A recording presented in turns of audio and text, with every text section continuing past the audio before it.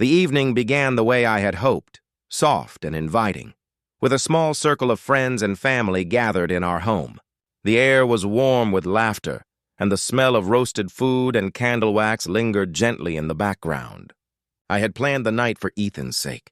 He'd been worn thin by endless workdays, his smile a rare sight lately. I wanted to bring that light back to remind him of the easy comfort of being surrounded by people who loved him. For a while it seemed to work.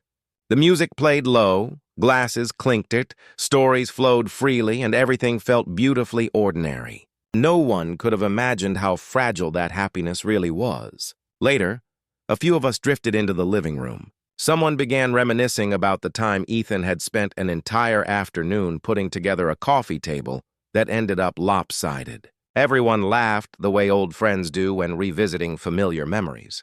I added a teasing remark of my own. Something harmless, I thought, and the room erupted with laughter again. The jokes continued, growing softer but sharper too. Little things, his forgetfulness, how he talked to our dog like it understood him. We all meant it playfully. I never noticed how each laugh seemed to chip away at him. When I finally looked his way, he was smiling, but it wasn't real. His lips curved, but his eyes were empty, distant, dim. He looked like he was shrinking inside himself. I caught it for a moment, that flicker of something wounded, but brushed it off. He'd had a long week, I told myself. He was just tired.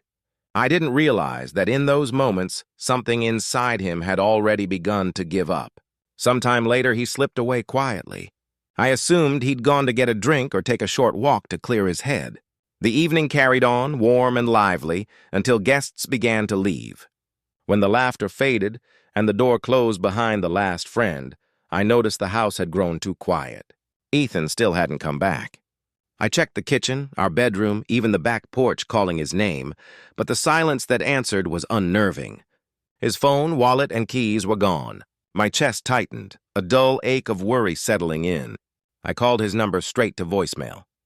I told myself he just needed space, that he'd come back when he'd cooled off. I fell asleep waiting, convinced I'd wake to the sound of him coming home, slipping into bed beside me the way he always did. But in the morning, his side was still untouched. Instead of him, I found a message waiting on my phone. His words were calm, painfully calm. He wrote that he was tired of pretending laughter didn't sting, tired of feeling small in the one place he should have felt safe. He said that when I joined in the teasing instead of standing beside him, something in him broke. He couldn't keep living in a home where he was a punchline. I read it again and again, numb, my hands trembling. I hadn't meant to hurt him. I thought I'd been lighthearted, playful. But to him, I had become another voice in the crowd that made him feel unseen. I called again, begged him to pick up, but he never did. The silence that followed felt heavier than any argument we'd ever had. 2 days later, a moving truck pulled up outside our house. His clothes were gone, his shoes, even his favorite mug, the one with the chipped rim he refused to throw away. The spaces he'd filled with quiet presence were suddenly hollow. Friends called confused. One mentioned how withdrawn he'd looked that night. Another said they'd heard him mutter softly before leaving. "This isn't my home anymore." That sentence tore through me. I understood then it wasn't about a single night or one careless joke. It was about years of small wounds, each one left unattended. That evening was just the last one he could bear. I wrote to him pages of apologies, confessions, promises. I told him I finally understood what I had taken for granted.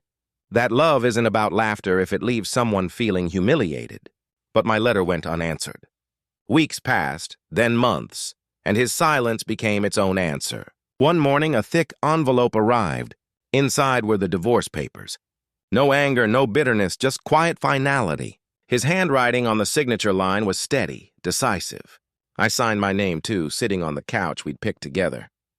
The one where we had once fallen asleep watching movies, whereas laughter had once filled the room. Now, when I find myself in a room where someone becomes the target of a joke, I can't help but watch the faces. I see who laughs, who looks away, who doesn't realize the quiet damage words can cause. And in that moment, I always think of Ethan, the man who loved gently, who never mocked anyone, who only ever offered kindness.